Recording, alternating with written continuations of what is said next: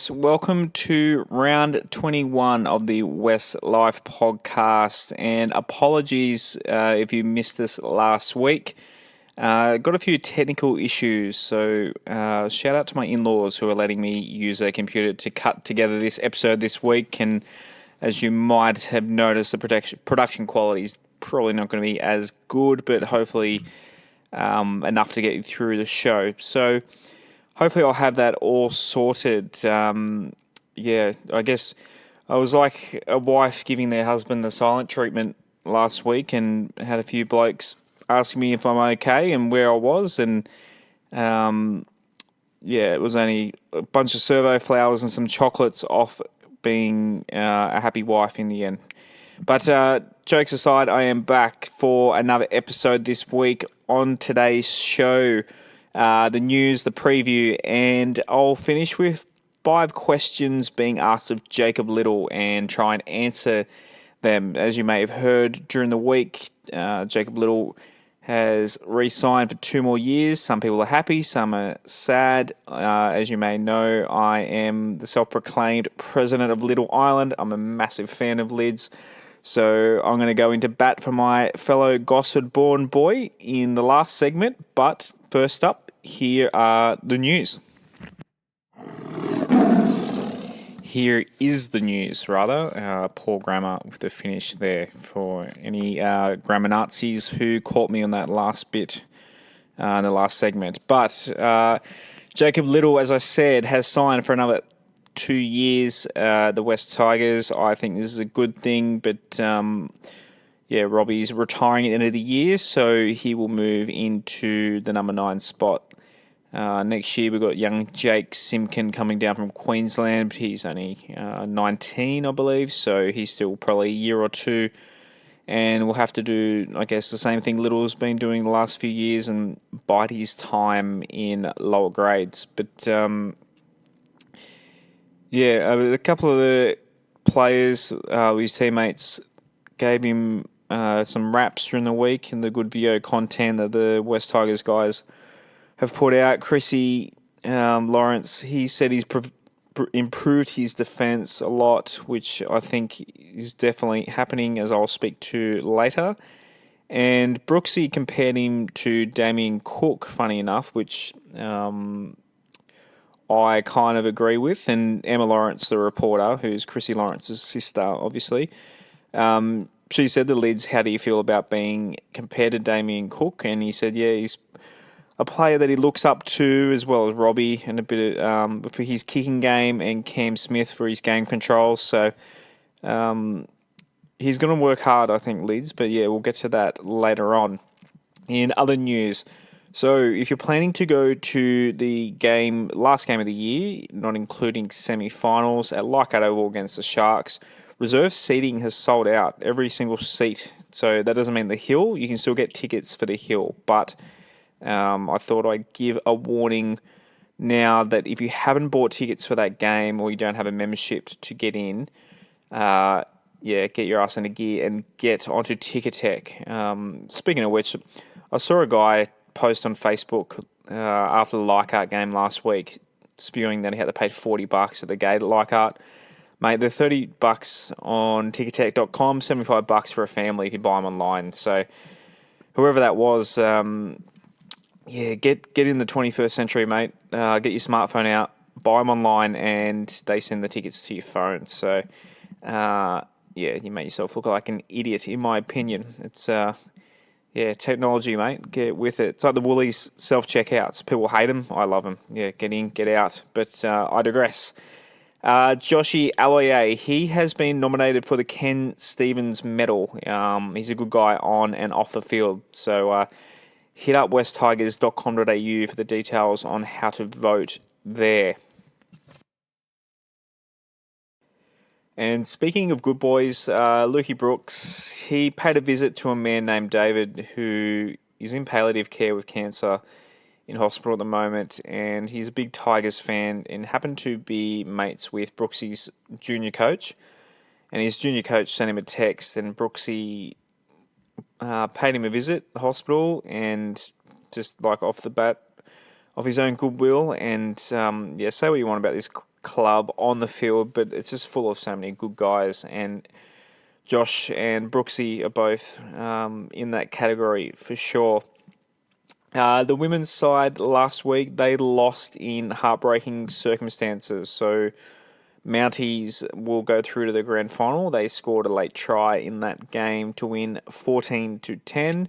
But better luck next year, girls. A great season nonetheless. You can't be too unhappy with the top four finish. In other grades, Canterbury Cup, the Magpies, they had the bye last weekend, and obviously I missed the show last week, so if you did miss it, they won up in Newcastle, and they're sitting in 8th place now, so they play Manly's feeder Blacktown, who are running last on Sunday out at Blacktown at HE Laybutt Fields. If you want to go watch the boys there, they got Jennings, Leeds, Reynolds, Tommy Talau, Chris McQueen. So a strong side on paper. So fingers crossed they can get that win and stay in the top 8, much like the first graders. And lastly, the first ever West Tigers chair, John Chalk, he passed away last week. So thoughts and best wishes to his family and loved ones. The preview is next.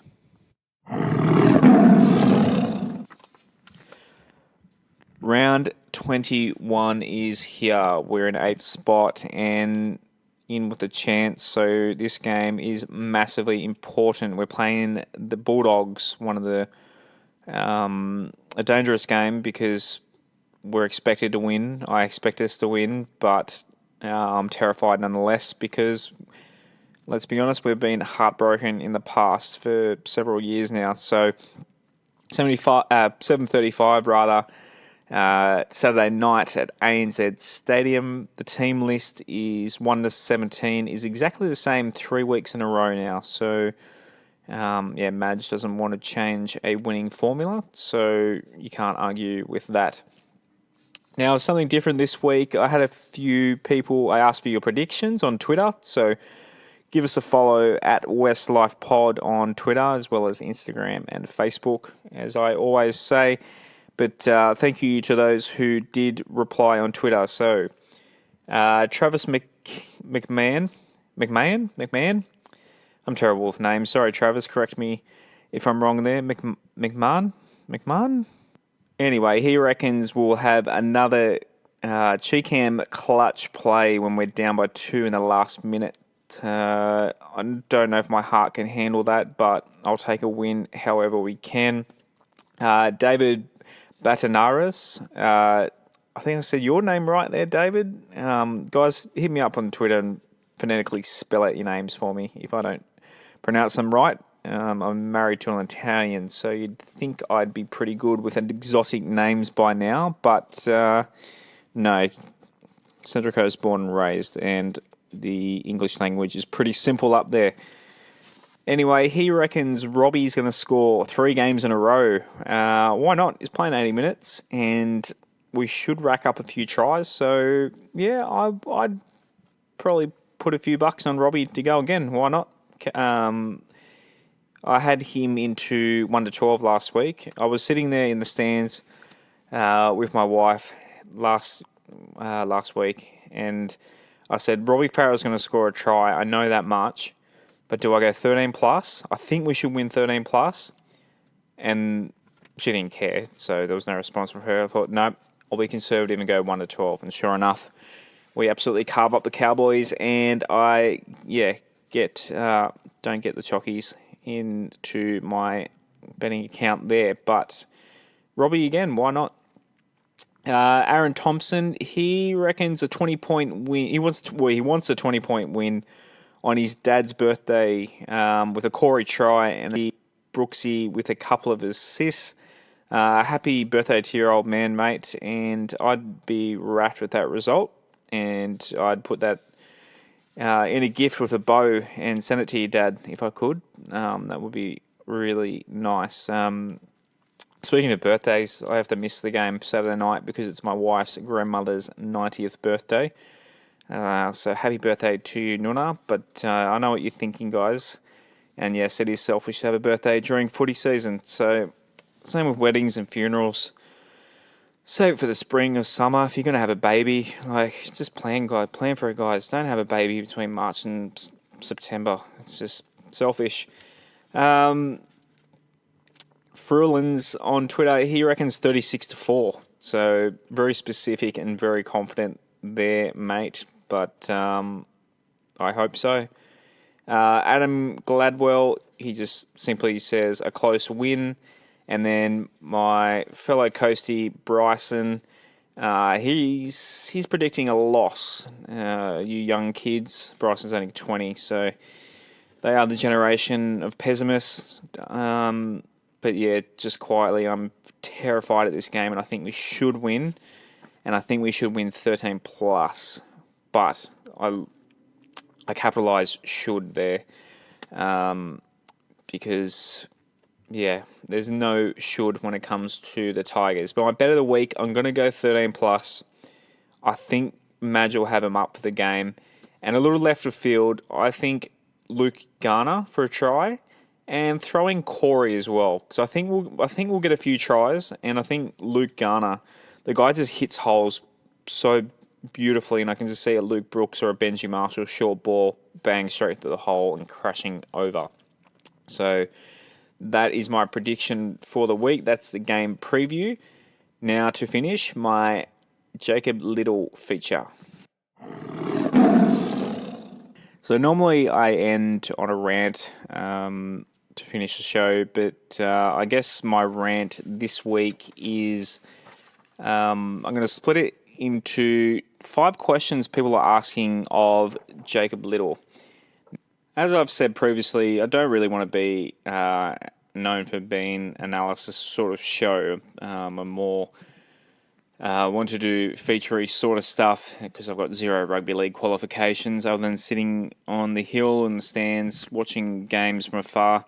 So I will be a little bit technical this week when I go into bat for Jacob Liddle. So here is 5 questions that I've seen people ask about Jacob Liddle and the criticism he's had, and just a few facts to reply to those. So,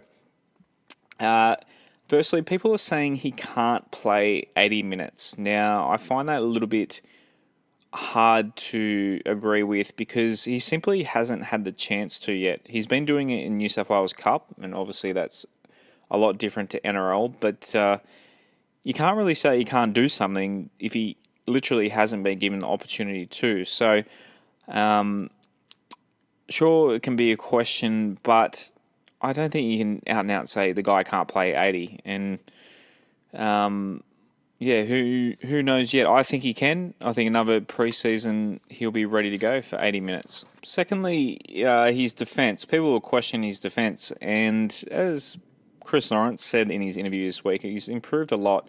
So this year, in his limited minutes, he's made 178 tackles at about 85% efficiency. So he'll probably need to get that up into the 90s, like most hookers tend to be. But he hasn't had more than 2 missed tackles in any game he's had in first grade this year. And in New South Wales Cup, it's probably worth noting, just in the last game against the Magpies where he played 80 minutes, he made 44 tackles in his 80 minutes and only missed 4. So about 90% there. So again, New South Wales Cup, a little bit different to NRL, but mate, 44 tackles in 80 minutes is a bit of an Iron Man effort. It's not like he's playing against kids down there. There's some big boppers. So physically, I'm sure he's ready. Thirdly, his kicking game. So people, much like his 80-minute criticism, it's hard to criticise him on something he hasn't had the opportunity to do. So he's only played 244 minutes this year and 44 metres total of kicking in that time. But the main reason for that is Brooksy and Marshall do all that. They take control of the kicking. Robbie as well when he's on the field. But in his limited minutes, it's not going to be expected of him to come on and control the game. you don't control a game coming off the bench in the hooking role. So he was there for a spark, not to control the game. So I'm sure it's something he can learn and hone, but he doesn't really need to do that much if Brooks and Marshall take control of that. His short kicking game is probably something he'll need to work on, and Robbie Farah arguably is one of the best in the game in the modern era at that from the 9 role. So he'll have a good coach and plenty of good tips from Robbie.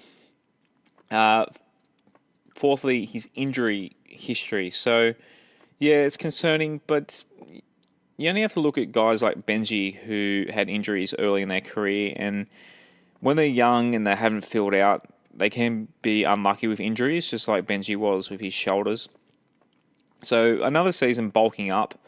And it's Michael Maguire, so it's not like he's going to not have a good off-season, have good training staff around him, and apparently he's a good trainer with a good attitude. So I have full faith that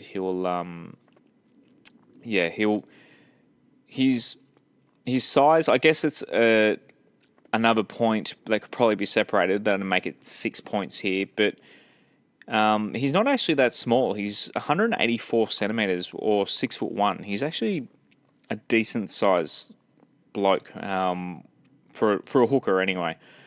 He's 2 inches taller than Robbie, but about the same weight. So that kind of gives you the idea that he needs to bulk up a little bit if Robbie is the same weight as him at a smaller height. And if you look at Robbie Farah, he's jacked as hell. So another off season in the weights room, bulking up and throwing down all that protein and all the good stuff, the sups that they throw him on. So I expect him come February, he will look a lot more jacked and ready to go as the season nears, and that'll be in good weight too, because very few Michael Maguire players enter the season fat. The running game, that's not really his criticism, that's his bread and butter, but I thought I'd throw that in there.